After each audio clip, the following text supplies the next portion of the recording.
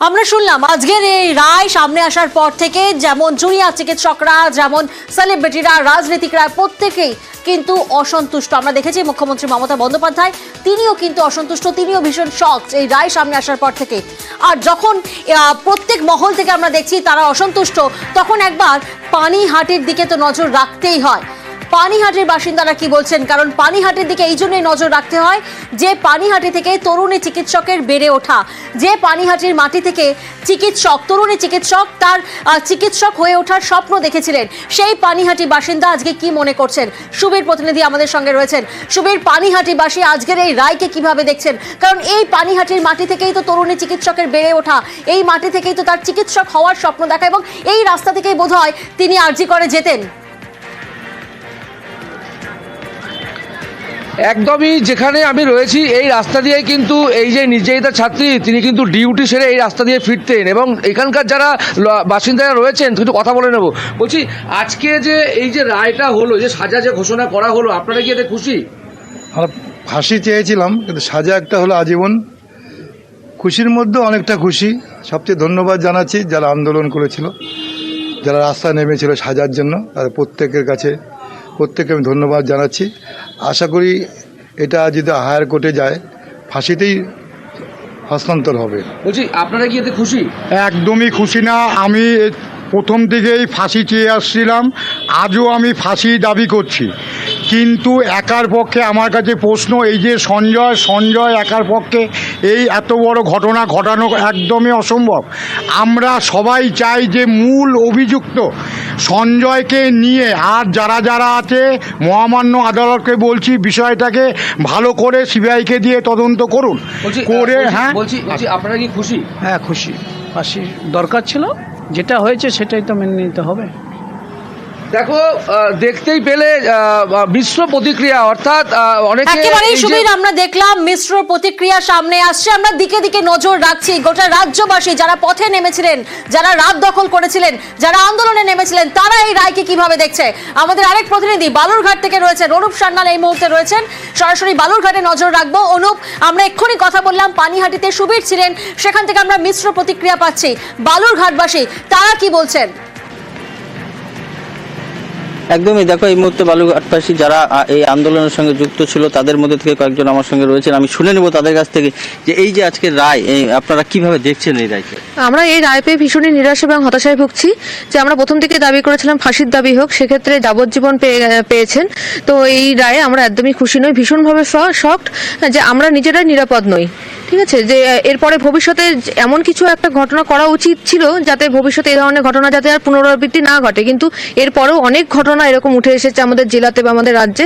বারবার একই ঘটনা হওয়ার জন্য আমরা আরো ভীষণভাবে শকড যে তার মানে এই ধরনের ঘটনা আগামী দিন ঘটতেই থাকবে, আমরা আর নিরাপদ পাবো না। আপনি কিভাবে দেখছেন বিষয়টি? আমি তো একদমই হতাশা হয়ে যাচ্ছি, কারণ আমরা প্রথম থেকেই চেয়েছিলাম যাতে ওনার ফাঁসি হয়ে যাক, কিন্তু এখানে ওনাকে ফাঁসি না দিয়ে যাবজ্জীবন দেওয়া হয়েছে। এতে ক্রাইম আরো বাড়বে, কারণ লোকের মধ্যে থেকে ভয়টা উঠে যাবে।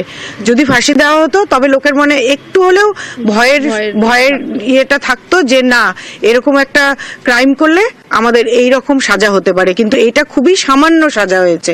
আমার নিজস্ব বুঝতেই পাচ্ছি রাজ্যবাসী বিভিন্ন জায়গা থেকে তারা তাদের মত আমাদেরকে জানাচ্ছেন যে যাবজ্জীবন কারাদণ্ড, তারা কিন্তু ফাঁসি চাইছেন, যাবজ্জীবন কারাদণ্ড এই রায়ে কোথাও না কোথাও সাধারণ মানুষ তারা কিন্তু খুশি নন, তারা সন্তুষ্ট নন। আমাদের আরেক প্রতিনিধি সুজিত এই মুহূর্তে রয়েছেন মহিষাদল থেকে, সরাসরি সুজিতের কাছে যাব। সুজিত, আমরা পানিহাটি বাসিন্দারা তারা কি চাইছেন শুনলাম, আমরা বালুরঘাট থেকে আমরা কথা বললাম অনুপের সঙ্গে। তুমি এই মুহূর্তে মহিষাদলে রয়েছো, সেখানকার মহিলারা কি বলছেন? কারণ এই মহিষাদল তারাও তো রাত দখলে পথে নেমেছিলেন।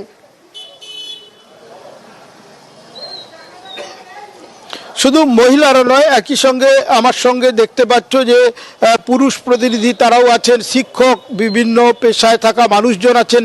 এবং তুমি যে কথা বলছিলে যে সন্তুষ্ট নয় আজকের রায়ে, সকাল থেকে আগে থেকেই আমরা কথা বলছিলাম, বিকেলের পর থেকেও বলছি, সন্ধ্যেতেও দেখছি একই কথা মানুষজনের মুখে।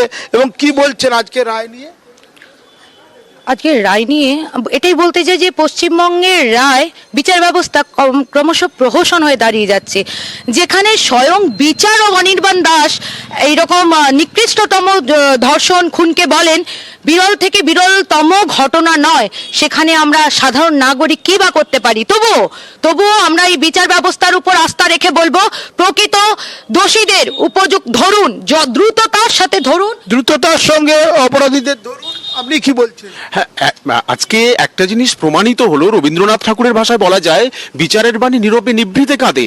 এবং সব থেকে বড় কথা, কলকাতার মতো মেট্রোপলিটন সিটিতে এরকম ঘটনা ঘটে যাচ্ছে, প্রশাসন পুলিশ থেকে শুরু করে সবাই মানে যেভাবে আমাদেরকে সাপোর্ট করার কথা এবং অভয়ার যে প্রকৃত বিচার পাওয়ার কথা সেটা কিন্তু আজকে হলো না। তাহলে প্রান্তিক মানুষ হিসেবে আমরা যারা গ্রাম বাংলায় থাকি আজকে কতটা আনসেফ মনে হচ্ছে আমার? একদমই তাই। মানে সত্যি কথা বলতে এইভাবে যদি প্রহসন হয়ে দাঁড়ায় সেক্ষেত্রে তো আমাদের মানে বিশ্বাস একটা মানে হারাচ্ছি ক্রমশ। বিশ্বাস ক্রমশ হারাচ্ছে, এটাই বলছেন মানুষজন। একেবারে সুজিত, আমরা বুঝতেই পাচ্ছি, আমরা নজর রাখছি দিকে দিকে। আমাদের আরেক প্রতিনিধি সমীর রুদ্র এই মুহূর্তে রয়েছেন কৃষ্ণনগর থেকে, সরাসরি সমীরের কাছে যাব।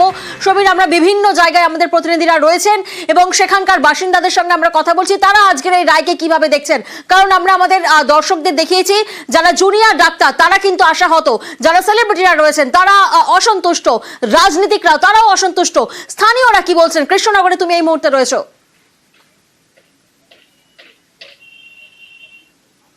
দেখো প্রিয়াঙ্কা, আমি এই মুহূর্তে রয়েছি কৃষ্ণনগর গভর্নমেন্ট কলেজের মাঠে। এখানে তিলোত্তমার বিচারের দাবিতে কিন্তু এখানকার মহিলাও রাজপথে নেমেছিলেন। আজকে জেনে নেবো যে রায় ঘোষণা হয়েছে, সেই রায়ের পরিপ্রেক্ষিতে কতটা খুশি বা অখুশি বা কি চাইছেন। এই যে রায় দিল, কি বলবেন এই পরিপ্রেক্ষিতে? এনকাউন্টার করে দিলে সব থেকে বেশি খুশি হতাম, কিন্তু এই যাবজ্জীবনের পক্ষেও একটা পজিটিভ দিক আছে, সেটা হচ্ছে এই সঞ্জয় রায় যদি দীর্ঘদিন বন্দী থাকে, হয়তো যেটা আসল মাথা সেটা ভবিষ্যতে বলেও দিতে পারে। আর আপনি কি চাইছেন? আপনি প্রচন্ড আশাহত, মানে একটা মানুষ তার কাজের জায়গায় কর্তব্যরত অবস্থায় সে রেপ হয়ে খুন হয়ে গেল, এটা নাকি বিরলতম ঘটনা না। তো আমার মনে হয় মানে আমাদের দেশে বিরলের মধ্যে বিরলতম ঘটনা হচ্ছে মানে কোনো ঘটনার ঠিকঠাক বিচার পাওয়া। আমাদের পোড়া দেশ, কি বলবো আর। আপনি কি চাইছেন? এরা কি খুশি আপনি? আমি একদমই খুশি নই, কারণ এই কেসটার অন্তত মানে ফাঁসি সাজা হওয়া অবশ্যই উচিত ছিল। তবে আর একটা কথা আমি বলতে চাই, ফাঁসি হয়ে গেলে হয়তো কেসটা মানে ক্লোজ হয়ে যেত। আমি এখনো আশা রাখি যে আরো যারা অপরাধী আছে, ও তো জাস্ট লাইক দ্য স্কেপগোট, আর কিছুই না। তো আরো একেবারেই সমীর, আমরা বুঝতেই পারছি বিভিন্ন জায়গা থেকে মানুষজন তাদের কিন্তু মিশ্র প্রতিক্রিয়া সামনে আসছে। বিরলের মধ্যে বিরলতম নয়, আজ বিচারকের পর্যবেক্ষণ ছিল এবং সেই নিয়েই কিন্তু স্থানীয় বাসিন্দারা তারাও কিন্তু বলছেন, তারা ক্ষোভ প্রকাশ করছেন যে ফাঁসির দাবিতে কিন্তু এখনো পর্যন্ত অনড় রয়েছেন বেশ কিছু জায়গার মানুষজন।